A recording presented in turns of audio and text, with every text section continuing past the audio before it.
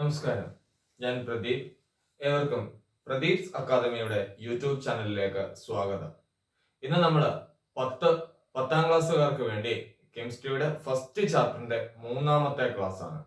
അതായത് നമ്മൾ പറയുന്നത് സബ്ഷെൽ ഇലക്ട്രോണിക് കോൺഫിഗറേഷനുമായിട്ട് ബന്ധപ്പെട്ട കാര്യങ്ങളാണ് പറയുന്നത്. കഴിഞ്ഞ ദിവസം നമ്മൾ സബ്ഷെൽ ഇലക്ട്രോണിക് കോൺഫിഗറേഷനുമായി ബന്ധപ്പെട്ട കാര്യങ്ങളായിരുന്നു പറഞ്ഞത്. അതായത് സബ്ഷെൽ ഇലക്ട്രോൺ വിന്യാസവുമായി ബന്ധപ്പെട്ട കാര്യങ്ങളായിരുന്നു കഴിഞ്ഞ ദിവസങ്ങളിൽ നമ്മൾ ചർച്ച ചെയ്തത്. അതായത് സബ്ഷെല്ലുകളെ പറ്റി പറഞ്ഞു, എസ്, പി, ഡി, എഫ് തുടങ്ങിയ സബ്ഷെല്ലുകളെ പറ്റി പറഞ്ഞു. ആ സബ്ഷെല്ലുകളിൽ ഇലക്ട്രോൺ ഫില്ലിങ്, ഇലക്ട്രോൺ പൂരണം നടക്കുന്നതിനെ പറ്റി പറഞ്ഞു. ആ ഇലക്ട്രോൺ പൂരണം നടക്കുന്നതിന്റെ ഓർഡറുകളെ പറ്റി പറഞ്ഞു. അങ്ങനെയുള്ള പ്രിൻസിപ്പിൾസ്, അതിന്റെ തത്വങ്ങളെ പറ്റിയൊക്കെ ആയിരുന്നു നമ്മൾ കഴിഞ്ഞ ക്ലാസ്സുകളിൽ നമ്മൾ ചർച്ച ചെയ്തത്. അങ്ങനെ നമ്മൾ കുറച്ച് എലമെന്റ്സിന്റെ, കുറച്ച് മൂലകങ്ങളുടെ ഒക്കെ സബ്ഷെൽ ഇലക്ട്രോണിക് കോൺഫിഗറേഷൻ നമ്മൾ എഴുതിയിരുന്നു. സ്കാൻഡിയം വരെയുള്ള അറ്റോമിക് നമ്പർ 21 വരുന്ന സ്കാൻഡിയം വരെയുള്ള മൂലകങ്ങളുടെ സബ്ഷെൽ ഇലക്ട്രോൺ വിന്യാസം, സബ്ഷെൽ ഇലക്ട്രോണിക് കോൺഫിഗറേഷൻ നമ്മൾ എഴുതിയിരുന്നു. അപ്പോൾ ആ ക്ലാസ്സുകൾ കാണാത്തവര് തൊട്ടു മുമ്പത്തെ ക്ലാസ്സുകൾ കണ്ടതിന് ശേഷം വേണം ഈ പറയുന്ന ഇന്നത്തെ ക്ലാസ് കാണാൻ എന്ന് ഓർമ്മിപ്പിക്കുകയാണ്. അപ്പൊ ഇന്ന് നമ്മൾ പറയുന്നത് സബ്ഷെൽ ഇലക്ട്രോണിക് കോൺഫിഗറേഷനുമായി ബന്ധപ്പെട്ട ബാക്കി കാര്യങ്ങളാണ് നമ്മൾ പറയുന്നത്. അപ്പോൾ നമ്മൾ കഴിഞ്ഞ ദിവസം പറഞ്ഞതുപോലെ അറ്റോമിക് നമ്പർ 2 വരുന്ന മൂലകമാണ് ഹീലിയം. അറ്റോമിക് നമ്പർ 2 വരുന്ന മൂലകമാണ് ഹീലിയം. ഹീലിയത്തിന്റെ subshell electronic configuration, subshell electron വിന്യാസം 1s2 എന്നാണ് വരുന്നത്. ഹീലിയത്തിന്റെ subshell electronic configuration, subshell electron വിന്യാസം 1s2 എന്നാണ് വരുന്നത്. അടുത്തത് ലിഥിയം, അറ്റോമിക് നമ്പർ 3 ആണ്. ലിഥിയത്തിന്റെ അറ്റോമിക് നമ്പർ 3 ആണ്. അപ്പൊ ലിഥിയത്തിന്റെ അറ്റോമിക് നമ്പർ 3 എന്ന് പറയുമ്പോൾ 1s2 2s1 2s1 ഇതൊക്കെ എഴുതുന്ന രീതികൾ നമ്മൾ കഴിഞ്ഞ ദിവസങ്ങളിൽ നമ്മൾ ചർച്ച ചെയ്തിരുന്നു. അപ്പൊ ഇത് helium 1s2, lithium 1s2 2s1. അപ്പൊ ഹീലിയത്തിന്റെ സബ്ഷെൽ ഇലക്ട്രോൺ വിന്യാസം എഴുതുമ്പോൾ, ഹീലിയത്തിന്റെ സബ്ഷെൽ ഇലക്ട്രോണിക് കോൺഫിഗറേഷൻ എഴുതുമ്പോൾ എന്താ നോക്കാം, 1s2 അതേപോലെ 1s2 ഇവിടെ ലിഥിയത്തിന്റേതുമുണ്ട്. ഹീലിയം എന്ന് പറയുന്നത് നോബൽ ഗ്യാസ് ആണ്, ഉത്കൃഷ്ടവാതകമാണ്. പീരിയോഡിക് ടേബിളിന്റെ 18ാമത്തെ ഗ്രൂപ്പിലെ ഈ പറഞ്ഞ ഹീലിയം, നിയോണ്, ആർഗണ്, ക്രിപ്റ്റോണ്, സിനോണ്, റെഡോണ് ഇവരൊക്കെ ഈ പറയുന്ന ഉത്കൃഷ്ടവാതകങ്ങളുടെ കൂട്ടത്തിൽ ഉൾപ്പെടുന്നതാ, നോബൽ ഗ്യാസിന്റെ കൂട്ടത്തിൽ ഉൾപ്പെടുന്നതാ. അപ്പൊ ഹീലിയത്തിന്റെ അറ്റോമിക് നമ്പർ 2 ആണെന്ന് പറഞ്ഞു. ഹീലിയത്തിന്റെ അറ്റോമിക് നമ്പർ 2 ആണ്. ലിഥിയത്തിന്റെ അറ്റോമിക് നമ്പർ 3. അപ്പൊ ലിഥിയത്തിന് തൊട്ടു മുമ്പ് വരുന്ന നോബൽ ഗ്യാസ് ആണ് ഹീലിയം എന്ന് പറയുന്നത്. ലിഥിയത്തിന് തൊട്ടു മുമ്പ് വരുന്ന നോബൽ ഗ്യാസ് ആണ് ഏത്, ഹീലിയം. അപ്പൊ ലിഥിയത്തിന്റെ ഈ കോൺഫിഗറേഷനെ നമുക്ക് ഒന്നുകൂടി ഒന്ന് ചെറുതാക്കി എഴുതാനെ കൊണ്ട് പറ്റും. എങ്ങനെയാണെന്ന് ചോദിച്ചാൽ നോക്കാം. ഈ ഹീലിയത്തിന്റെ അതേ കോൺഫിഗറേഷൻ തന്നെയാണല്ലോ ഇവിടെയും വന്നിരിക്കുന്നത്. ഹീലിയത്തിന്റെ അതേ വിന്യാസം തന്നെയാണല്ലോ ഇവിടെയും വന്നിരിക്കുന്നത്. അപ്പൊ നമ്മൾ ചെയ്യുന്നതാ, ലിഥിയത്തിന് തൊട്ട് മുമ്പുള്ള നോബൽ ഗ്യാസ് ആയ ഹീലിയത്തിനെ ഇങ്ങനെ സ്ക്വയർ ബ്രാക്കറ്റിൽ കാണിക്കും. ഇങ്ങനെ സ്ക്വയർ ബ്രാക്കറ്റിൽ കാണിച്ച് എഴുതാൻ പറ്റുന്നത് നോബൽ ഗ്യാസിനെ മാത്രമാണ്. ലിഥിയത്തിന് തൊട്ട് മുമ്പുള്ള ആ നോബൽ ഗ്യാസിനെ, ആ ഉത്കൃഷ്ടവാതകത്തെ നമ്മൾ സ്ക്വയർ ബ്രാക്കറ്റിൽ കാണിച്ചു. അപ്പൊ സ്ക്വയർ ബ്രാക്കറ്റിൽ കാണിക്കും. ഇവിടെ ആരുടെ കോൺഫിഗറേഷൻ വരെ ഉണ്ട്, ഹീലിയത്തിന്റെ കോൺഫിഗറേഷൻ വരെ ഇവിടെ ഉണ്ട്. അപ്പൊ ഹീലിയത്തിന്റെ കോൺഫിഗറേഷൻ എത്രയാ, 1s2. അതിനുശേഷം വരുന്നത് എന്താ, 2s1. അപ്പൊ നമ്മള് ലിഥിയത്തിന്റെ കോൺഫിഗറേഷൻ എങ്ങനെ എഴുതി, ഹീലിയം 2s1, ഹീലിയം 2s1. തൊട്ടു മുമ്പ് വരുന്ന നോബൽ ഗ്യാസിനെ, തൊട്ടു മുമ്പ് വരുന്ന ഉത്കൃഷ്ടവാതകത്തെ ഈ പറഞ്ഞ സ്ക്വയർ ബ്രാക്കറ്റിൽ കാണിക്കും. എന്നിട്ട് അതിന് ശേഷമുള്ളത് നമ്മൾ എഴുതും. കണ്ടോ, ഇത് കംപ്ലീറ്റ് സബ്ഷെൽ ഇലക്ട്രോണിക് കോൺഫിഗറേഷൻ ആണ്. ഇത് കംപ്ലീറ്റ് സബ്ഷെൽ ഇലക്ട്രോണിക് കോൺഫിഗറേഷൻ ആണ്. ഇത് ഈ പറയുന്ന സബ്ഷെൽ ഇലക്ട്രോണിക് കോൺഫിഗറേഷൻ നമ്മൾ ഒന്നുകൂടി ഒന്ന് ചെറുതാക്കി എഴുതി. അപ്പൊ പരീക്ഷയ്ക്ക് write down the complete subshell electronic configuration എന്ന് ചോദിച്ചാല് പൂർണ്ണമായ സബ്ഷെൽ ഇലക്ട്രോൺ വിന്യാസം എഴുതുക. പലപ്പോഴും പരീക്ഷകൾക്ക് അങ്ങനെ ചോദിച്ചിട്ടുണ്ട് ക്വസ്റ്റ്യൻ. പൂർണ്ണമായ സബ്ഷെൽ ഇലക്ട്രോൺ വിന്യാസം എഴുതണം, കംപ്ലീറ്റ് സബ്ഷെൽ ഇലക്ട്രോണിക് കോൺഫിഗറേഷൻ. അപ്പൊ ഒരിക്കലും ഇങ്ങനെ എഴുതി വെക്കരുത്. അപ്പൊ ഇതുപോലെ തന്നെ എഴുതി വെക്കണം, മുഴുവനും എഴുതണം, കംപ്ലീറ്റ് ആയിട്ട് എഴുതണം. അടുത്തത് അറ്റോമിക് നമ്പർ 4 വരുന്ന ബെർലിയം. അറ്റോമിക് നമ്പർ 4 വരുന്ന ബെർലിയം. ബെർലിയത്തിന്റെ അറ്റോമിക് നമ്പർ 4 ആണ്. അപ്പൊ ഇതേപോലെ എഴുതാം, ബെറിലിയത്തിന്റെ അറ്റോമിക് നമ്പർ 4 എന്ന് പറയുമ്പോൾ അതിന് തൊട്ട് മുമ്പ് വരുന്ന നോബൽ ഗ്യാസ് അതും ഏത് തന്നെയാണ്? ഹീലിയം തന്നെയാണ്. ഹീലിയത്തിന്റെ അറ്റോമിക് നമ്പർ 2 ആണല്ലോ, ബെറിലിയത്തിന് 4. അപ്പൊ ബെറിലിയത്തിന് തൊട്ട് മുമ്പ് വരുന്ന നോബൽ ഗ്യാസ് ആരാണ്? ഹീലിയം ആണ്. അപ്പൊ നമ്മൾ എന്ത് ചെയ്യും? ഹീലിയത്തെ സ്ക്വയർ ബ്രാക്കറ്റിൽ കാണിച്ചു. ഹീലിയത്തെ സ്ക്വയർ ബ്രാക്കറ്റിൽ കാണിച്ചു. അപ്പൊ ഇവിടെ ഹീലിയത്തിന്റെ കോൺഫിഗറേഷൻ ഇവിടെ ഉണ്ട്. ഹീലിയത്തിന്റെ configuration 1s2.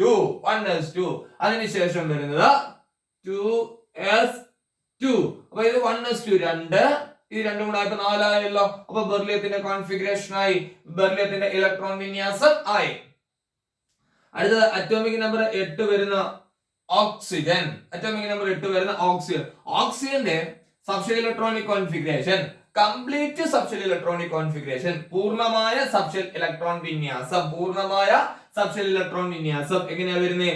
1s2 2s2 2p4 1s2 2s2 2p4. ഓക്സിജന്റെ അറ്റോമിക് നമ്പർ 8 ആണ്. അപ്പൊ അതിന്റെ കംപ്ലീറ്റ് സബ്ഷെൽ ഇലക്ട്രോണിക് കോൺഫിഗറേഷൻ, പൂർണ്ണമായ സബ്ഷെൽ ഇലക്ട്രോൺ വിന്യാസം 1s2 2s2 2p4 1s2 2s2 2p4. ചെറുതാക്കി എഴുതിയാല് 8 ആണല്ലോ ഓക്സിജൻ അറ്റോമിക് നമ്പർ. തൊട്ട് മുമ്പ് വരുന്ന നോബൽ ഗ്യാസ് ആരാണ്? ഹീലിയം ആണ്. കാരണം നിയോണിന്റെ അറ്റോമിക് നമ്പർ 10 ആണ്. അപ്പൊ ഓക്സിജൻ തൊട്ട് മുമ്പ് വരുന്ന നോബൽ ഗ്യാസ് ആര് തന്നെ? ഹീലിയം ആണ്. അപ്പൊ സ്ക്വയർ ബ്രാക്കറ്റിൽ ആരെ കാണിക്കുന്നു? ഹീലിയത്തിനെ കാണിക്കുന്നു. ഹീലിയത്തിനെ സ്ക്വയർ ബ്രാക്കറ്റിൽ കാണിച്ചു. അപ്പൊ അവിടെ ആരുടെ കോൺഫിഗറേഷൻ ഉണ്ട്? 1s2. അതിനുശേഷം വരുന്നത് 2s2 2p4. അപ്പൊ ഇത് ആരുടെ കോൺഫിഗറേഷൻ ആയി? ഓക്സിജന്റെ കോൺഫിഗറേഷൻ ആയി. അപ്പൊ വീണ്ടും പറയുന്നു, ഇത് ഈ പറഞ്ഞ പൂർണ്ണമായ സബ്ഷെൽ ഇലക്ട്രോൺ വിന്യാസമാണ്. ഇത് അതിനെ നമ്മൾ ചെറുതാക്കി എഴുതുന്നതാണ്. കംപ്ലീറ്റ് സബ്ഷെൽ ഇലക്ട്രോണിക് കോൺഫിഗറേഷൻ, പൂർണ്ണമായ സബ്ഷെൽ ഇലക്ട്രോൺ വിന്യാസം, കംപ്ലീറ്റ് സബ്ഷെൽ ഇലക്ട്രോണിക് കോൺഫിഗറേഷൻ. ഇനി അറ്റോമിക് നമ്പർ 10 വരുന്ന നിയോണ്. അറ്റോമിക് നമ്പർ 10 വരുന്ന നിയോണ്. നിയോണിന്റെ സബ്ഷെൽ ഇലക്ട്രോണിക് കോൺഫിഗറേഷൻ, പൂർണ്ണമായ സബ്ഷെൽ ഇലക്ട്രോൺ വിന്യാസം നിയോണ്. അറ്റോമിക് നമ്പർ 10 ആണ്. അപ്പൊ അതിന്റെ കോൺഫിഗറേഷൻ വരുന്നത് 1s2 2s2 2p6. ഇലക്ട്രോൺ എല്ലാം കൂടെ എണ്ണി നോക്കണം 10 ആയോന്ന്. 2 4 10. അപ്പം നിയോണിന്റെ കോൺഫിഗറേഷൻ എങ്ങനെ വരും? 1s2 2s2 2p6. Atomic number 11 വരുന്ന സോഡിയം. അറ്റോമിക് നമ്പർ 11 വരുന്ന സോഡിയം. അപ്പൊ സോഡിയത്തിന് തൊട്ട് മുമ്പ് വരുന്ന നോബൽ ഗ്യാസ് ആരാണ്? നിയോൺ ആണ്. സോഡിയത്തിന്റെ അറ്റോമിക് നമ്പർ 11, നിയോണിന്റെ അറ്റോമിക് നമ്പർ 10. അപ്പൊ സോഡിയത്തിന് തൊട്ട് മുമ്പ് വരുന്ന നോബൽ ഗ്യാസ് ആരാണ്? നിയോൺ ആണ്. സോഡിയത്തിന് തൊട്ട് മുമ്പ് വരുന്ന നോബൽ ഗ്യാസ് ആരാണ്? നിയോൺ ആണ്. അപ്പൊ നിയോണിനെ എങ്ങനെ കാണിക്കണം? നമ്മള് സ്ക്വയർ ബ്രാക്കറ്റിൽ കാണിക്കണം. അപ്പൊ നിയോണിനെ നമ്മൾ ഇങ്ങനെ സ്ക്വയർ ബ്രാക്കറ്റിൽ കാണിക്കുമ്പോൾ നിയോണിന്റെ കോൺഫിഗറേഷൻ അവിടെ ഉണ്ട്. നിയോണിന്റെ കോൺഫിഗറേഷൻ എത്ര വരുന്നേ? 1s2 2s2 2p6. അപ്പൊ 2p6 വരെയുള്ള കോൺഫിഗറേഷൻ ഇവിടെ ആയി. അതായത് 10 വരെയുള്ള കോൺഫിഗറേഷൻ ഇവിടെ ആയി. 10 വരെയുള്ള ഇലക്ട്രോൺ വിന്യാസം ഇവിടെ ആയി. അടുത്തത് 2p കഴിഞ്ഞ ഇലക്ട്രോൺ എങ്ങോട്ടാ പോകുന്നത്? 3s1. അപ്പൊ ഈ 10ഉം ഈ 1ഉം കൂടെ ആയപ്പോ എത്രയായി? 11. അപ്പൊ സോഡിയത്തിന്റെ കോൺഫിഗറേഷൻ എങ്ങനെ വരും? നിയോണ് സ്ക്വയർ ബ്രാക്കറ്റിൽ നിയോണിനെ കാണിക്കുന്നു. Neon 3s1. സ്ക്വയർ ബ്രാക്കറ്റ് നമ്മൾ നിയോണിനെ കാണിക്കുന്നു. എന്നിട്ട് നിയോണ് 3s1. പൂർണ്ണമായ സബ്ഷെൽ ഇലക്ട്രോൺ വിന്യാസം എഴുതുക. കംപ്ലീറ്റ് സബ്ഷെൽ ഇലക്ട്രോണിക് കോൺഫിഗറേഷൻ എഴുതാനാണ് പറയുന്നതെങ്കിൽ എങ്ങനെ എഴുതണം? 1s2 2s2 2p6. പിന്നെ അതിലൂടെ വരും 3s1. അറ്റോമിക് നമ്പർ 12 വരുന്ന മഗ്നീഷ്യം. അറ്റോമിക് നമ്പർ 12 വരുന്ന മഗ്നീഷ്യം. മഗ്നീഷ്യത്തിന്റെ atomic number 12. അപ്പൊ മഗ്നീഷ്യത്തിന് തൊട്ട് മുമ്പ് വരുന്ന നോബൽ ഗ്യാസ്, തൊട്ട് മുമ്പ് വരുന്ന നോബൽ ഗ്യാസിനെ വേണം എടുക്കാൻ. ഈ സോഡിയത്തിന്റെ മഗ്നീഷ്യത്തിന്റെ ഒന്നും ഇവിടെ കൊണ്ടുവന്ന് ഹീലിയത്തിനെ നമുക്ക് എഴുതാൻ പറ്റൂല. കാരണം തൊട്ട് മുമ്പ് വരുന്ന നോബൽ ഗ്യാസ് എന്നാ പറയുന്നത്. അപ്പൊ മഗ്നീഷ്യത്തിന് തൊട്ട് മുമ്പ് വരുന്ന നോബൽ ഗ്യാസ് ആരാണ്? നിയോൺ. നിയോണിന്റെ അറ്റോമിക് നമ്പർ 10. അപ്പൊ അവിടെയും സ്ക്വയർ ബ്രാക്കറ്റിൽ ആരെ കാണിക്കുക? നിയോണിനെ കാണിക്കുക. അപ്പൊ സ്ക്വയർ ബ്രാക്കറ്റിൽ നിയോണിനെ കാണിച്ചു. നിയോണ് അപ്പൊ 10 വരെ ആയല്ലോ. അപ്പൊ നിയോണ് അതായത് 2p6 വരെ ആയല്ലോ. അപ്പൊ നിയോണ് 3s2. അറ്റോമിക് നമ്പർ 17 വരുന്ന ക്ലോറിൻ. അറ്റോമിക് നമ്പർ 17 വരുന്ന ക്ലോറിൻ. ക്ലോറിന്റെ അറ്റോമിക് നമ്പർ 17 ആണ്. നിയോണ് 10 ആണ്. അടുത്തത് ആർഗണിന്റെ അറ്റോമിക് നമ്പർ 18. ആർഗണിന്റെ അറ്റോമിക് നമ്പർ 18. അപ്പൊ ഈ പറഞ്ഞ ക്ലോറിന് തൊട്ട് മുമ്പ് വരുന്ന നോബൽ ഗ്യാസും ആര് തന്നെയാണ്? നിയോൺ ആണ്. അപ്പൊ അവിടെയും ഈ പറഞ്ഞ സ്ക്വയർ ബ്രാക്കറ്റിൽ ആരെ കാണിക്കണം? നിയോണിനെ കാണിക്കണം. അപ്പൊ സ്ക്വയർ ബ്രാക്കറ്റിൽ നിയോണിനെ കാണിച്ചു. നിയോണിനെ കാണിച്ചപ്പോൾ എവിടെ വരെയുള്ള കോൺഫിഗറേഷൻ ആയി? എവിടെ വരെയുള്ള ഇലക്ട്രോൺ വിന്യാസമായി? 2p6 വരെയുള്ളതായി, 10 വരെയുള്ളതായി ആണല്ലോ. അതിനുശേഷം 3s2 3p5 3s2 3p5 10 12 17 neon 3s2 3p5 neon 3s2 3p5 പൂർണ്ണമായിട്ട് എഴുതാൻ പറഞ്ഞാൽ മൊത്തം എഴുതാം. അപ്പൊ എങ്ങനെ വരും? 1s2 2s2 2p6 3s2 3p5 3s2 3p5. ഇനി അറ്റോമിക് നമ്പർ 18 വരുന്ന ആർഗൺ. അറ്റോമിക് നമ്പർ 18 വരുന്ന ആർഗൺ. ആർഗണിന്റെ subshell electronic configuration 1s2 2s2 2p6 3s2 3p6 നമുക്ക് 18 ആയില്ലേ? 2 4 10 12 18. അപ്പൊ ആർഗണിന്റെ കംപ്ലീറ്റ് സബ്ഷെൽ ഇലക്ട്രോണിക് കോൺഫിഗറേഷൻ, ആർഗണിന്റെ പൂർണ്ണമായ സബ്ഷെൽ ഇലക്ട്രോൺ വിന്യാസം 1s2 2s2 2p6 3s2 3p6. അങ്ങനെയാണെങ്കിൽ അറ്റോമിക് നമ്പർ 19 വരുന്ന പൊട്ടാസ്യം. അറ്റോമിക് നമ്പർ 19 വരുന്ന പൊട്ടാസ്യം. പൊട്ടാസ്യത്തിന്റെ അറ്റോമിക് നമ്പർ 19 ആണ്. അപ്പൊ അതിന് തൊട്ട് മുമ്പ് വരുന്ന നോബൽ ഗ്യാസ്, അതിന് തൊട്ട് മുമ്പ് വരുന്ന ഉത്കൃഷ്ടവാതകം ഏതാണ്? ആർഗൺ. ആർഗണിന്റെ അറ്റോമിക് നമ്പർ 18. അപ്പൊ പൊട്ടാസ്യത്തിന്റെ കോൺഫിഗറേഷൻ എഴുതുമ്പോൾ സ്ക്വയർ ബ്രാക്കറ്റിൽ ആരെ കാണിക്കണം? ആർഗണിനെ കാണിക്കണം. സ്ക്വയർ ബ്രാക്കറ്റിൽ ആരെ കാണിക്കണം? ആർഗണിനെ കാണിക്കണം. അപ്പൊ സ്ക്വയർ ബ്രാക്കറ്റിൽ ആർഗണിനെ കാണിക്കുമ്പോൾ എവിടെ വരെയുള്ള കോൺഫിഗറേഷൻ ആയി? 3p6 വരെയുള്ള കോൺഫിഗറേഷൻ ആയി. 1s2 2s2 2p6 3s2 3p6 3p6 വരെയുള്ള കോൺഫിഗറേഷൻ ആയി. 3p6 വരെയുള്ള കോൺഫിഗറേഷൻ ആയി. ബാക്കി ഇനി വരുമ്പോഴ 3p കഴിഞ്ഞ ഇലക്ട്രോൺ പോകുന്നത് 4s ലേക്കാണ്. മൂന്നാമത്തെ ഷെല്ലിന് 3 സബ് ഷെല്ലുകളുണ്ട്, s p d. പക്ഷേ 3p കഴിഞ്ഞ ഇലക്ട്രോൺ പോകുന്നത് 3d ലേക്കല്ല പോകുന്നത്, 4s ലേക്കാണ് പോകുന്നത്.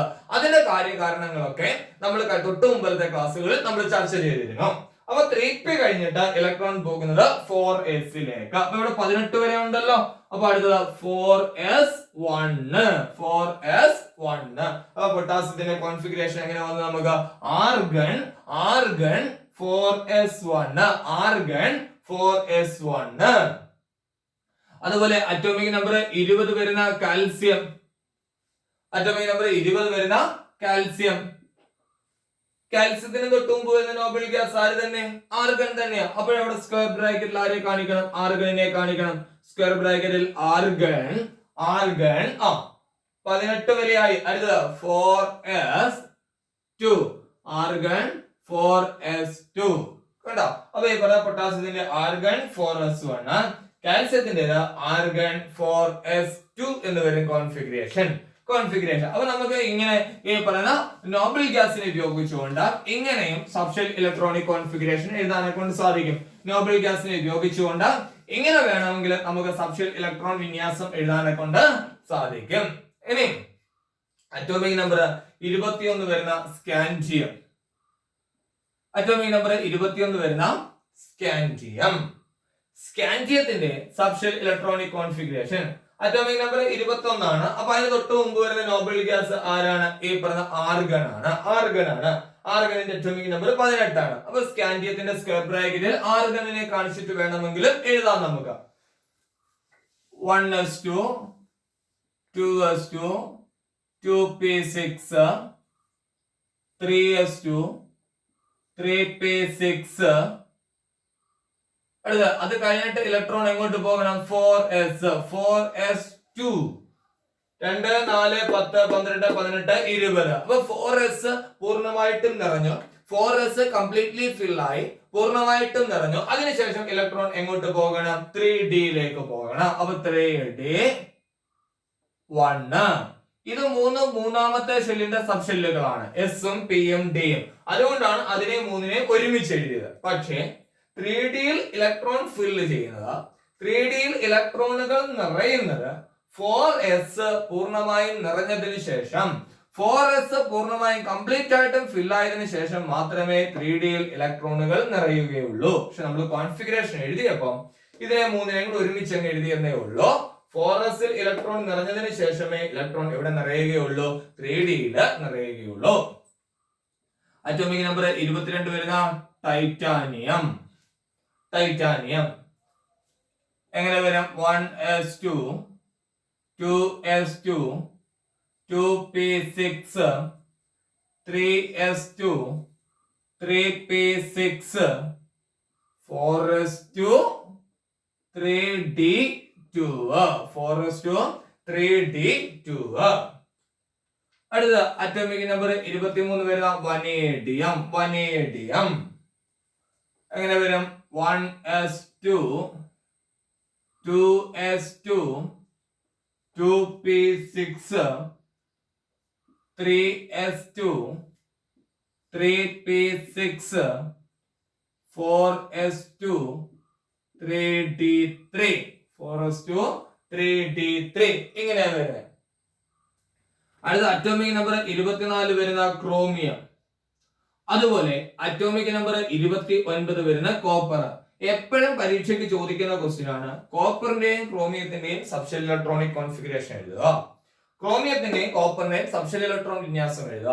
അതിന്റെ പ്രത്യേകതയ്ക്കുള്ള കാരണം, അതിനോടൊരു പെക്യുലാരിറ്റി ഉണ്ട്, ഒരു പ്രത്യേകതയുണ്ട്. ആ പ്രത്യേകതയ്ക്കുള്ള കാര്യം എന്താണ്? ഈ ഭാഗത്തു നിന്ന് എപ്പോഴും ക്വസ്റ്റ്യൻ ഉണ്ടാവും. ഈ കഴിഞ്ഞ SSLC പരീക്ഷയ്ക്ക് പോലും ഈ ഭാഗത്തു നിന്ന് ക്വസ്റ്റ്യൻ ഉണ്ടായിരുന്നു. ക്രോമിയത്തിന്റെ അറ്റോമിക് നമ്പർ 24 ആണ്. കോപ്പറിന്റെ അറ്റോമിക് നമ്പർ 29 ആണ്. അപ്പൊ നമ്മൾ പഠിച്ചതനുസരിച്ചാണെങ്കിൽ നമ്മൾ കോൺഫിഗറേഷൻ എഴുതുമ്പോൾ, ക്രോമിയത്തിന്റെ സബ്ഷെൽ ഇലക്ട്രോൺ വിന്യാസം എഴുതുമ്പോൾ, സബ്ഷെൽ ഇലക്ട്രോണിക് കോൺഫിഗറേഷൻ എഴുതുമ്പോൾ, അപ്പൊ ക്രോമിയത്തിന്റെ അറ്റോമിക് നമ്പർ 24 ആണ്. 24 ആണ്. എങ്ങനെ വരും? 1s2 2s2 2p6 3s2 3p6 4s2 3d4. നമ്മൾ പഠിച്ചതനുസരിച്ചാണ് എങ്കിൽ ഇങ്ങനെയാണ് വരുന്നത്. അവസാനം ഈ പറഞ്ഞ 3d4 4s2 എന്ന് വന്ന് നിൽക്കണം. 4s പൂർണ്ണമായിട്ടും ഇലക്ട്രോൺ നിറഞ്ഞതിന് ശേഷം ബാക്കി ഉണ്ടായിരുന്നത് എവിടേക്ക് പോയി? 3Dയിലേക്ക് പോയി. കോപ്പറിന്റെ അറ്റോമിക് നമ്പർ 29 ആണ്. എഴുതുമ്പോഴ 1s2 2s2 2p6 3s2 3p6 4s2 3d9. ഇങ്ങനെയാണ് വരേണ്ടത്. നമ്മൾ പഠിച്ചതനുസരിച്ചാണെങ്കിൽ ഇങ്ങനെയാണ് വരേണ്ടത്. ശ്രദ്ധിക്കുക, നമ്മൾ പറഞ്ഞത് ഡി സബ്ഷെല്ലിൽ ഉൾക്കൊള്ളാവുന്ന പരമാവധി ഇലക്ട്രോണുകളുടെ എണ്ണം എന്ന് പറയുന്നത് 10 ആണ്. ഡി സബ്ഷെല്ലിൽ പരമാവധി 10 ഇലക്ട്രോണുകളെ ഉൾക്കൊള്ളാൻ പറ്റും. Maximum number of electrons accommodated in D subshell. The maximum number of electrons accommodated in D subshell is 10. D subshellil ഉൾക്കൊള്ളാവുന്ന പരമാവധി ഇലക്ട്രോണിന്റെ എണ്ണം എന്ന് പറയുന്നത് 10 ആണ്. അപ്പം ഇത് D10 എന്ന് പറയാൻ കംപ്ലീറ്റ്ലി ഫിൽ ആണ്, പൂർണ്ണമായും നിറഞ്ഞതാണ്. D5 10ന്റെ നേരെ പകുതി, അപ്പൊ പകുതി നിറഞ്ഞ ഡി സബ്ഷെല്ലാണ്. Half filled D subshell, half filled D subshell. Completely filled or half filled electronic configuration of this subshell is more stable than the others. Completely ഫിൽഡോ ഹാഫ് ഫിൽഡോ ആയ ഇലക്ട്രോണിക് കോൺഫിഗറേഷൻ, ഈ സബ്ഷെല്ലിന്റെ ഇലക്ട്രോണിക് കോൺഫിഗറേഷൻ, ഈ സബ്ഷെല്ലിന്റെ ഡിയുടെ completely ഫില്ലോ half ഫില്ലോ ആയ ഡി സബ്ഷെൽ ഇലക്ട്രോണിക് കോൺഫിഗറേഷൻ മറ്റുള്ളതിനേക്കാൾ സ്റ്റേബിൾ ആണ്, മറ്റുള്ളതിനേക്കാൾ സ്റ്റെബിലിറ്റി കൂടുതലാണ്, സ്ഥിരത കൂടുതലാണ്. ഒന്നെങ്കിൽ D10 അല്ലെങ്കിൽ D5. അപ്പൊ പൂർണ്ണമായും നിറഞ്ഞതോ പകുതി നിറഞ്ഞതോ ആയ ഡി സബ്ഷെല്ലുകൾ ആറ്റത്തിന് കൂടുതൽ സ്ഥിരത നൽകുന്നു, കൂടുതൽ സ്റ്റെബിലിറ്റി നൽകുന്നു. അതുകൊണ്ട് ഈ പറഞ്ഞ D4 4s2 എന്ന കോൺഫിഗറേഷൻ വരുമ്പോൾ D4 4s2 എന്ന കോൺഫിഗറേഷൻ വന്നാല് നമ്മൾ അവിടെ ചെയ്യുന്നത് ഈ 4sലെ ഒരു ഇലക്ട്രോണിനെ കൂടി ഇപ്പുറത്ത് കൊടുക്കും, 3D യിൽ കൊടുക്കും. അപ്പൊ എങ്ങനെയായി 3d5 4s1 3d5 4s1 half filled ആയല്ലോ, പകുതി നിറഞ്ഞല്ലോ. അപ്പൊ ഈ പറയുന്ന 3d4 4s2 എന്ന കോൺഫിഗറേഷൻ വരുമ്പോഴാ അവിടെ നിന്ന് ഒരു ഇലക്ട്രോണിനെ കൂടി എപ്പുറത്ത് കൊടുക്കാം, 3D യിലോട്ട് കൊടുക്കും. അപ്പൊ 3d5 4s1 D അപ്പം ഹാഫ് ഫിൽഡ് ആകും, പകുതി നിറയും. ഇനി 3d9 4s2 എന്ന കോൺഫിഗറേഷൻ വരുമ്പോഴും ഇവിടുത്തെ ഒരു ഇലക്ട്രോണിനെ കൂടി എന്ത് ചെയ്യും, ഇപ്പുറത്തോട്ടിങ് കൊടുക്കും. അപ്പൊ അത് 3d10 ആവും, കംപ്ലീറ്റ്ലി ഫിൽഡ് ആകും, പൂർണ്ണമായും നിറയും. കംപ്ലീറ്റ്ലി ഫിൽഡ് പൂർണ്ണമായിട്ടും നിറയും. അത് ഹാഫ് ഫിൽഡ് ആയി, ഇത് കംപ്ലീറ്റ്ലി ഫിൽഡ് ആയി, പകുതി നിറഞ്ഞതും പൂർണ്ണമായും നിറഞ്ഞതുമായ ഡി സബ് ഷെല്ലുകൾ ആയി. ഇത് ആറ്റത്തിന് കൂടുതൽ സ്റ്റെബിലിറ്റി നൽകും. അപ്പൊ ക്രോമിയത്തിന്റെയും കോപ്പറിന്റെയും സബ്ഷെൽ ഇലക്ട്രോണിക് കോൺഫിഗറേഷൻ എഴുതുക. ആ സബ്ഷെൽ ഇലക്ട്രോണിക് കോൺഫിഗറേഷന്റെ പ്രത്യേകതയ്ക്കുള്ള കാരണം എന്താണ്? അങ്ങനെ ചോദിച്ചാൽ പറയേണ്ടത്, പകുതി നിറഞ്ഞതോ പൂർണ്ണമായും നിറഞ്ഞതോ ആയ ഡി സബ് ഷെല്ലുകൾ കൂടുതൽ സ്ഥിരത നൽകുന്നു, ആറ്റത്തിന് കൂടുതൽ സ്ഥിരത നൽകുന്നു. For the subshell electronic configuration of chromium and copper, for the subshell electronic configuration of chromium and copper, the electronic configuration with half filled or completely filled D subshell, half filled or completely filled D subshell show greater stability. ക്രോമിയത്തിന്റെയും കോപ്പറിന്റെയും subshell electron വിന്യാസത്തിൽ പൂർണ്ണമായും നിറഞ്ഞതോ പകുതി നിറഞ്ഞതോ ആയ D sub ഷെല്ലുകൾ ആറ്റത്തിന് കൂടുതൽ സ്ഥിരത നൽകുന്നു. അതുകൊണ്ട് ഇവയുടെ കോൺഫിഗറേഷൻ എഴുതുമ്പോൾ 3d5 4s1 3d10 4s1 എന്നേ നമ്മൾ എഴുതാറുള്ളൂ. അതായത് 3d4 4s2 എന്ന കേസ് വരുമ്പോൾ 3d5 4s1 ആകും. 3d9 4s2 എന്ന കേസ് വരുമ്പോൾ 3d10 4s1 എന്നാകും. ഇതുപോലെ തന്നെയാണ് എഫ് സബ്ഷെല്ലിന്റെ കാര്യവും. എഫ് സബ്ഷെല്ലിൽ ഉൾക്കൊള്ളാവുന്ന പരമാവധി ഇലക്ട്രോണുകളുടെ എണ്ണം എന്ന് പറയുന്നത് 14 ആണ്. അപ്പൊ F14 എന്ന് പറഞ്ഞാൽ F14 F14 എന്ന് പറഞ്ഞാൽ അത് പൂർണ്ണമായും നിറഞ്ഞു, കംപ്ലീറ്റ്ലി ഫിൽഡ് ആയി.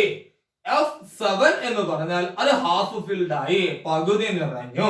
അതും ഇതുപോലെ തന്നെയാണ്, പകുതി നിറഞ്ഞതോ പൂർണ്ണമായും നിറഞ്ഞതോ ആയ എഫ് സബ്ഷെല്ലുകളും കൂടുതൽ സ്റ്റെബിലിറ്റി നൽകും, കൂടുതൽ സ്ഥിരത നൽകും. അപ്പൊ അവിടെ ഓർത്ത് വെച്ചേക്കേണ്ടത് ഈ പറഞ്ഞ ക്രോമിയത്തിന്റെയും കോപ്പറിന്റെയും കാര്യം. ക്രോമിയത്തിന്റെയും കോപ്പറിന്റെയും കാര്യവും വേണമെങ്കിൽ നമുക്ക് ഈ പറയുന്ന സ്ക്വയർ ബ്രാക്കറ്റിൽ നോബൽ ഗ്യാസിനെ കൊടുത്ത് എഴുതാൻ പറ്റും. ക്രോമിയത്തിന്റെ അറ്റോമിക് നമ്പർ 24. തൊട്ടു മുമ്പ് വരുന്ന നോബൽ ഗ്യാസ് ആർഗൺ ആണ്. അപ്പൊ സ്ക്വയർ ബ്രാക്കറ്റിൽ ആർഗണിനെ കൊടുത്തിട്ട് എഴുതാൻ പറ്റും. ഇവിടെ കോപ്പറിന്റെ എഴുതാൻ പറ്റും, സ്ക്വയർ ബ്രാക്കറ്റിൽ ആർഗണിനെ കൊടുത്തിട്ട് എഴുതാൻ പറ്റും. പരീക്ഷയ്ക്ക് അങ്ങനെയും ചോദിച്ചിട്ടുണ്ട്. ഈ പറഞ്ഞ സ്ക്വയർ ബ്രാക്കറ്റിൽ ഇപ്പം ക്രോമിയത്തിന്റെ സ്ക്വയർ ബ്രാക്കറ്റിൽ ആർഗണിനെ കൊടുക്കുന്നു. അപ്പൊ ആർഗണിന്റെ 18 ആണ്. 18 ആകുമ്പോൾ 3p6 വരെ വരും. ബാക്കി വരുന്നത് argon 3d5 4s1 3d5 4s1. കോപ്പറിന്റേത് argon 3d10 4s1. പരീക്ഷയ്ക്ക് ഇതാ ഇങ്ങനെ കോൺഫിഗറേഷൻ തന്നിട്ട് ഈ പറഞ്ഞ സ്ക്വയർ ബ്രാക്കറ്റിൽ ഇതേപോലെ ഈ പറഞ്ഞ നോബൽ ഗ്യാസിനെ കൊണ്ട് തന്നിട്ട് ഇങ്ങനെ കൊണ്ട് തന്നിട്ട് ഇതേപോലെ കൊണ്ട് തന്നിട്ട് കണ്ടോ, ഇങ്ങനെ തരും ക്വസ്റ്റ്യനില്ല. ഇതേപോലെ തന്നിട്ട് നമ്മളോട് പറയും പൂർണ്ണമായ സബ്ഷെൽ ഇലക്ട്രോണിക് വിന്യാസം എഴുതുക, കംപ്ലീറ്റ് സബ്ഷെൽ ഇലക്ട്രോണിക് കോൺഫിഗറേഷൻ എഴുതാനെ കൊണ്ട് പറയും. അപ്പൊ നമ്മള് ഈ രണ്ട് ക്ലാസ്സുകളിൽ, കഴിഞ്ഞ ക്ലാസ്സിലും ഇന്നത്തെ ക്ലാസ്സിലും നമ്മൾ പറഞ്ഞുകൊണ്ടിരുന്നത് സബ്ഷെൽ ഇലക്ട്രോണിക് കോൺഫിഗറേഷനുമായിട്ട് ബന്ധപ്പെട്ട കാര്യങ്ങളായിരുന്നു പറഞ്ഞുകൊണ്ടിരുന്നത്. തീർന്നില്ല. അടുത്തത് subshell electronic configuration and block എന്ന് പറയുന്ന ഒരു ടോപ്പിക് കൂടി നമുക്ക് പഠിക്കാനുണ്ട്. സബ്ഷെൽ ഇലക്ട്രോൺ വിന്യാസവും ബ്ലോക്കുകളും. അതായത് സബ്ഷെൽ ഇലക്ട്രോൺ വിന്യാസത്തിന്റെ അടിസ്ഥാനത്തിൽ പീരിയോഡിക് ടേബിളിനെ പല ബ്ലോക്കുകളായിട്ട് തരംതിരിച്ചിട്ടുണ്ട്. അടുത്ത ടോപ്പിക്ക് നമ്മൾ പഠിക്കാൻ പോകുന്നത് അതാണ്, സബ്ഷെൽ ഇലക്ട്രോൺ വിന്യാസവും ബ്ലോക്കും. Subshell electronic configuration and blocks എന്ന് പറയുന്ന ടോപ്പിക്കാണ് അടുത്തത് പഠിക്കാൻ പോകുന്നത്. ആ ടോപ്പിക്കുമായിട്ട് നമുക്ക് അടുത്ത ദിവസം കാണാം.